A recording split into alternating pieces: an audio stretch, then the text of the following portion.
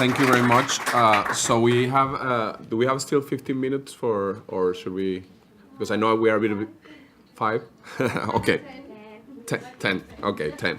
So we have time for some questions. I will start with a question, and please start thinking about your question, which is what do you think should be the sort of the policies that the government of Ecuador should implement or is implementing in the eventuality of a decline in the price of oil, given the fact that because of dollarization, the policy instruments are a bit different from other countries. So what do you think the country should do, I mean, to prepare, and in case it happens, as sort of as the policy response to that event? Bueno, yo creo que, gracias por la pregunta, profesor. Creo que hay dos temas aquí muy importantes. Lo uno es lo que está haciendo el gobierno del Ecuador y lo otro es lo que potencialmente va a lograr si es que se cumple un conjunto de expectativas que se están generando y de realizaciones y concreciones. Lo que yo creo que ha hecho inteligentemente el gobierno del Ecuador es traspasar un conjunto de una renta extractiva, de un capital natural agotable. Todos sabemos que el petróleo tiene un peso muy importante en la economía del Ecuador, en términos de su comercio exterior, de sus cuentas fiscales y de su dinámica económica. Es hacer un traspaso inteligente hacia construcción de infraestructura productiva e inversiones en educación y salud. La inversión social en el Ecuador se ha más que triplicado desde el año 2007 en este gobierno, en el gobierno del presidente Rafael Correa, en términos reales.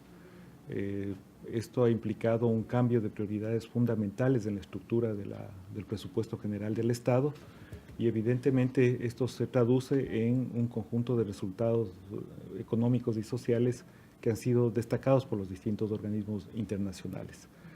No voy a abundar mucho en ello porque creo que el seminario, el taller de hoy es justamente para revisar mucha información al respecto del caso ecuatoriano, pero digamos, los resultados están ahí, las concreciones están ahí en términos de reducción de pobreza, en reducción de inequidad. De hecho, la CEPAL destacó que el Ecuador es el país que más reduce inequidades en América Latina, es el tercer país que reduce pobreza, es uno de los países que mejor desenvolvimiento en términos del índice de desarrollo humano ha tenido en el contexto global. Y de otro lado, me parece que lo más inteligente en el uso de las rentas es, a propósito también de lo que señalaba el profesor, es cómo generar traspasos intertemporales de esa renta. Si nosotros sabemos que por definición los recursos naturales son recursos agotables, finitos en el tiempo, y que el Ecuador tiene un horizonte temporal petrolero no más de 20 años si no hay nuevos descubrimientos o optimización de campos petroleros, creo que lo inteligente es traspasar esas rentas extractivas en términos de rentas de conocimiento. Y eso implica inversión nuevamente en talento humano, en conocimiento, en educación, y ahí se puede entender todo el esfuerzo que está realizando el gobierno para generar un nuevo perfil de conocimiento y nuevas inversiones sumamente fuertes en términos del tamaño de la economía del Ecuador. No solo en los cambios de educación superior, sino en todos los procesos que están relacionados, por ejemplo, con Yachay, que acaba de ser inaugurado hace 15 días por el presidente de la República, que en esencia es un clúster productivo, es una universidad con algunos aspectos de vanguardia para la dinámica del Ecuador, nanotecnología, biotecnología, energías alternativas, pero también tiene que ver con la posibilidad de que ahí se genere unos esfuerzos que tiendan a reducir justamente y lograr un cambio en la matriz productiva. Yo ya no estoy en este momento en el gobierno, pero fui secretario nacional de Planificación y Desarrollo y mi oficio evidentemente radicaba en examinar otros análisis latinoamericanos. Y creo que he leído todos los planes de desarrollo latinoamericanos y no he encontrado un solo país que plantee tan claramente un modelo de transición hacia reducir el peso de la economía extractiva y lograr una mayor diversificación en términos de la especialización. Y creo que si se persiste en ese esfuerzo, el Ecuador podría tener ser muy exitoso en términos de su transición, con estos elementos que yo marqué como alertas, digamos. Creo que debe haber también una consideración alrededor de los costos sociales y ambientales futuros de lo que implica, actuales y futuros de lo que implica la extracción petrolera, y no replicar problemas extractivos que ha tenido el Ecuador, fundamentalmente por una mala intervención petrolera en los años 70 y 80. Jeff. So I think it's an excellent question.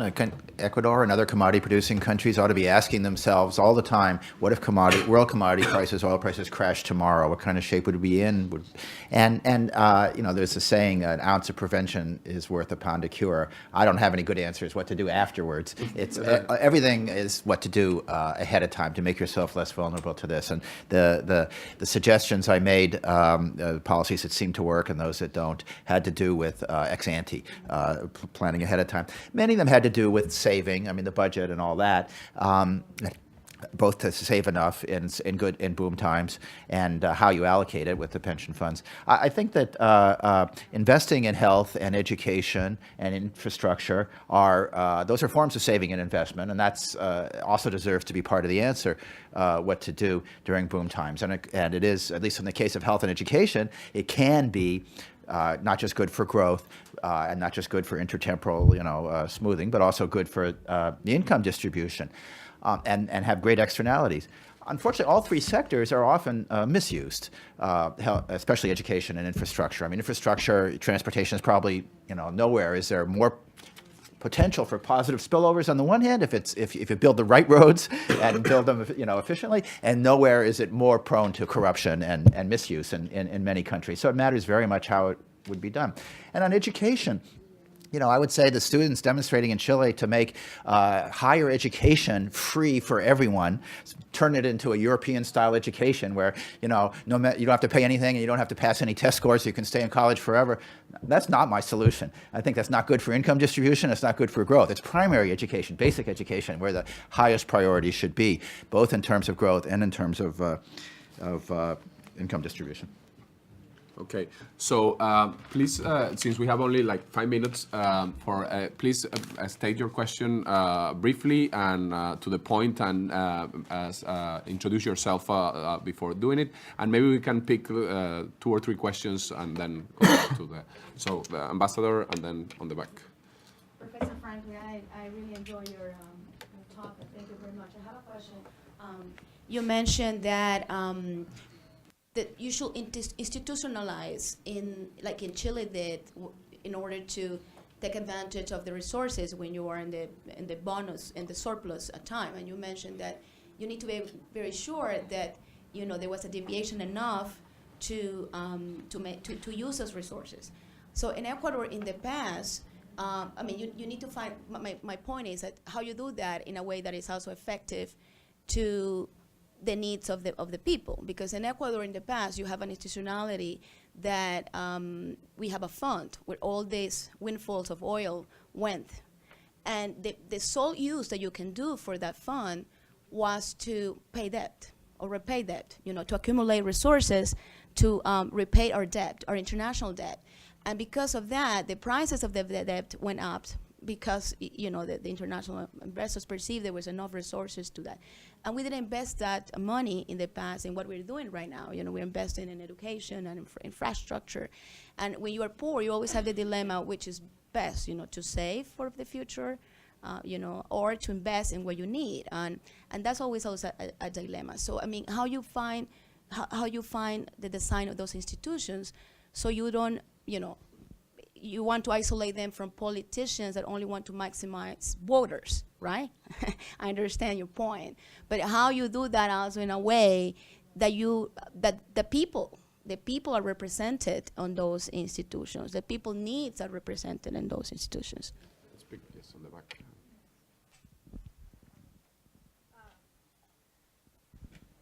Buenos días, muchas gracias por la presentación. Mi pregunta es para el profesor Falconi.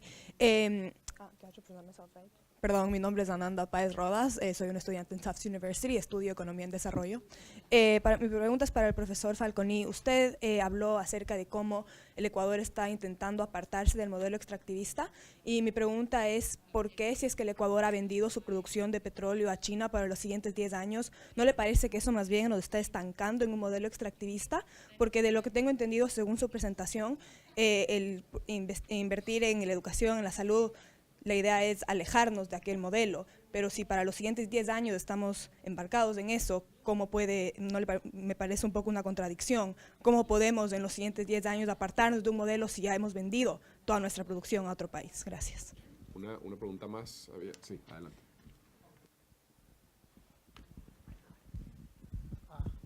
Thank you. My name is Juan Pablo Chavan. I am a student at the PhD in Public Policy program here. I'm very excited to see two former professors of mine from different contexts in the same panel. So for me, it's a very special occasion. Fander Falconi Flaxo and Jeffrey Frankel at the Kennedy School. I wanted to ask, highlight another, Ambassador Celi has already highlighted one tension in a question to Professor Frankel. I want to highlight another tension. Professor Falconi pointed out that we should think of, carefully about when to exploit things that are resources that could generate social or environmental spillovers or issues, right? And right now, the government is moving ahead with the decision of exploding the Yasuni Park. And of course, there's tension, which is there's resources that could come out of that and could be invested in for more infrastructure, more education, etc. But on the other hand, it is a highly sensitive environmental reserve. So how should we think about that tension, in your opinion? So we have just a short time for you, both of you to answer, but who we want to start? Okay, I'll just address the ambassador's question, which I think was a good one about the specific institutions, which of course is tricky. I mean, the whole reason for talking about institutions is you can agree on good policies, but it's just sort of words. And a politician or someone under pressure might be bend the policies, and longer-term institutions are more likely to work. Putting aside the saving the money during boom times, I mean, it doesn't matter how poor or rich you are. If it could end, you need to save some of it, including for for health and education and the welfare of the people. Because the worst problem is when the price goes down, and then just you have to cut way back on everything, and everyone suffers. So. The democratic process is not always perfect. I mean, I think in Chile at the moment, it is leading to spending more money on higher education, as far as I can tell, higher education benefits that go to the middle class instead of what should be the equality of basic education, improving basic education, and that's part of the democratic process. But I think it's inevitable that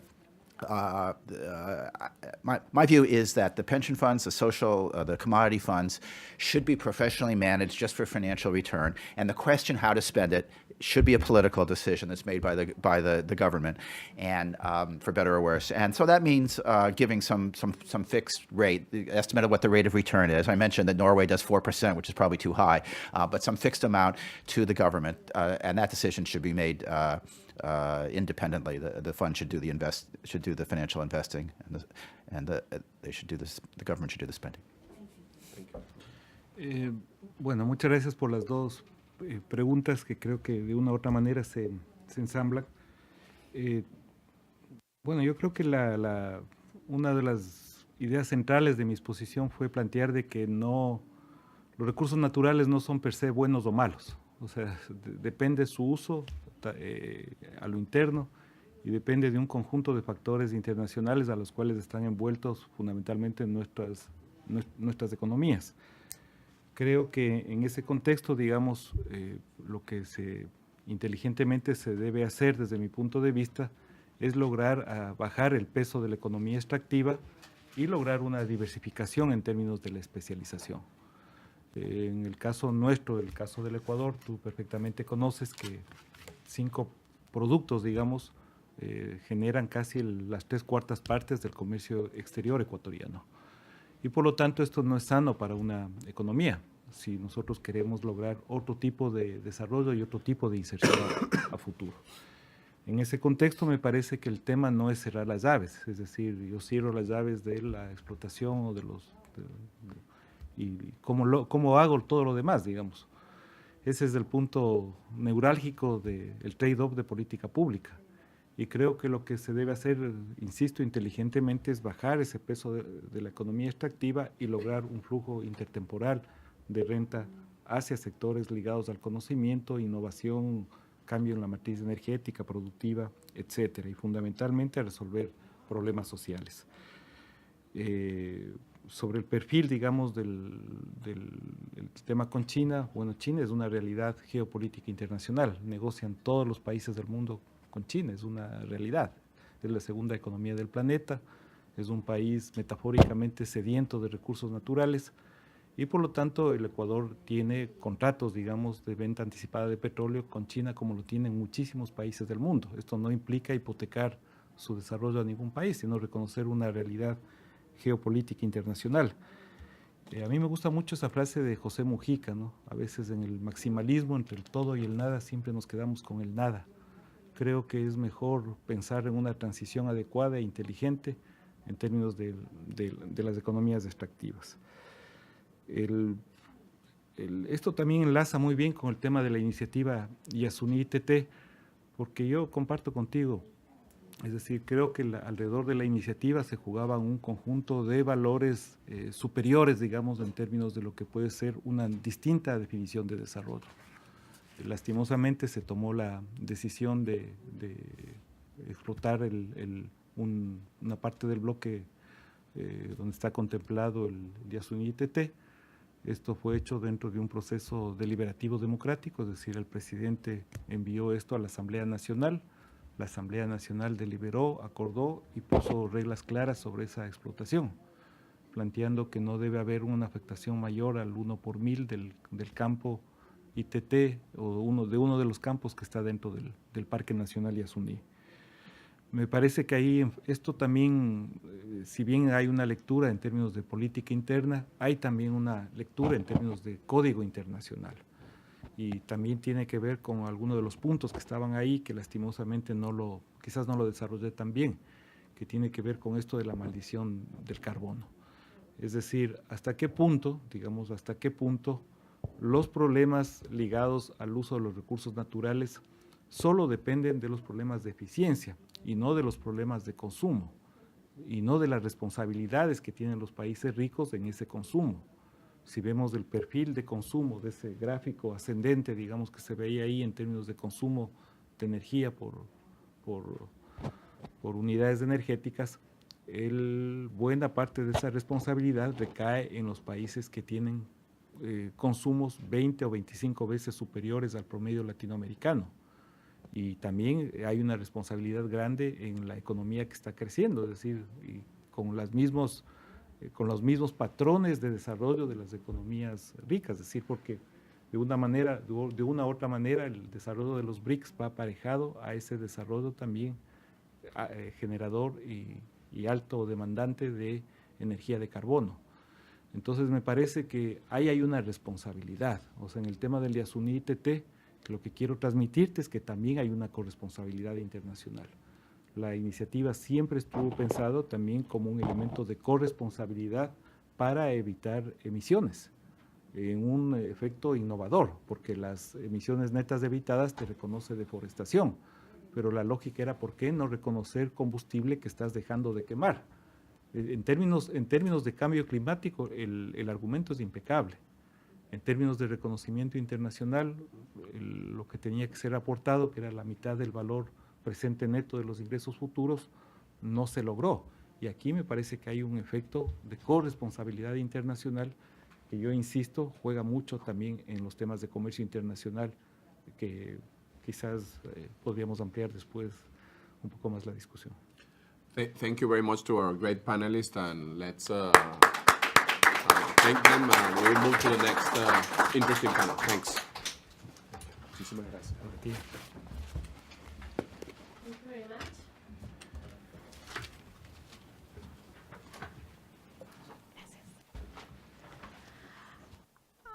Our next panel is Ecuador in Latin American countries.